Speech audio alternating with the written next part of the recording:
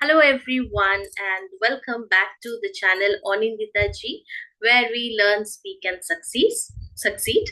I'm Anindita Goswami and today we are diving into something that confuses a lot of IELTS candidates, that is idioms. Should you use them? Should you avoid them? Will they help you or hurt your score?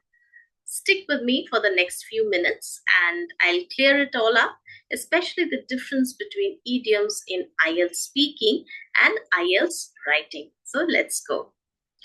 And before we begin, if you are new to this channel or you have not yet subscribed to this channel, please hit the subscribe button and also the bell icon for the necessary notifications for any new video, and you can stay updated with the latest videos on communication tips or maybe soft skills and business communication. Okay, yeah, let's begin now. So idioms, what are idioms? First question. So idioms are expressions that do not literally mean what they say. For example, if I use an idiom like hit the books, it doesn't mean hitting books physically, it means studying hard. Okay. Another one is like under the weather, it means you're feeling sick. So idioms can make your English sound more natural and expressive, but only if you use them correctly. Not let's now talk about where they belong and where they do not. So if we are going to talk about idioms in IELTS speaking, yes, use them in speaking. You can use idioms in speaking. Why I am saying so? Well, that will show your fluency and lexical range. That will make your answers more conversational, and also it will help the audience to know that you understand real world English.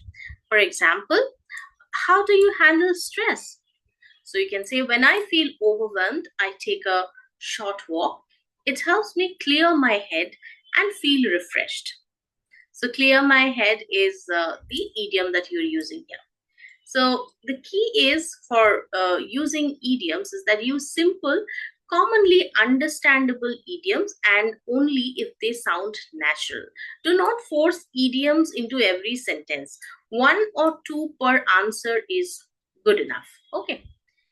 Now, easy idioms to use in IELTS speaking. Some of the commonly used or understandable ones are like breaking the ice or break the ice. That means to start a conversation.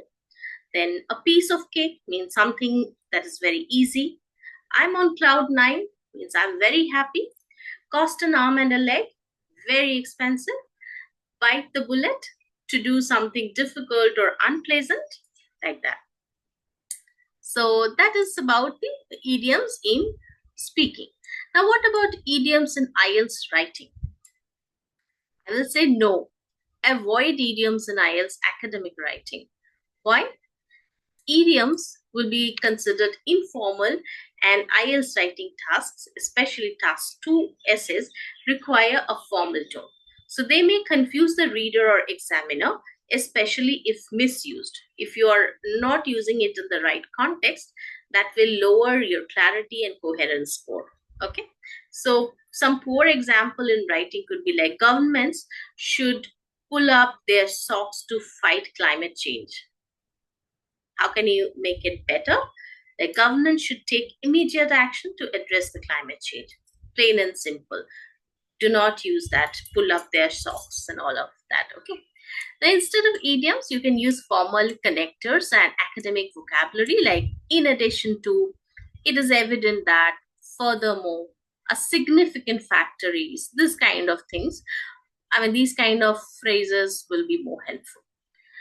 Now, some exceptions are there, like in IELTS general writing task, where you write some informal letters, you can use idioms, but only if the tone is supposed to be kept friendly and relaxed, like writing to a friend. If it demands an informal tone, otherwise, if it is a formal tone, avoid using idioms.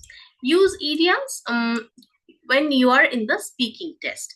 You can use them naturally and correctly if you are confident about that, and then only use that. And if you are speaking informally or casually, or you're writing in casually in the general writing task 1, there you can use idioms. And avoid idioms if you are doing academic writing, task 1 or task 2, and you're unsure about the idiom's meaning or the structure, or you're unsure about its alignment with the context. The idiom might confuse the examiner. Please avoid. Okay. Now, so remember that idioms are your friends in IELTS speaking, but not in the formal writing. So use them to sound more natural and confident, but only if you're sure that they make sense in that context. So quick tips will be that learn 10 to 15 common idioms for speaking, practice using them in the right context, and avoid idioms in formal writing tasks. So if you have found this video helpful, give it a thumbs up, share it with your IELTS buddies, and do not forget to subscribe for more tips on grammar, speaking, and communication skills. Also, comment below your favorite idiom and maybe I'll include it in the next video. Till then, happy learning and see you. Bye-bye.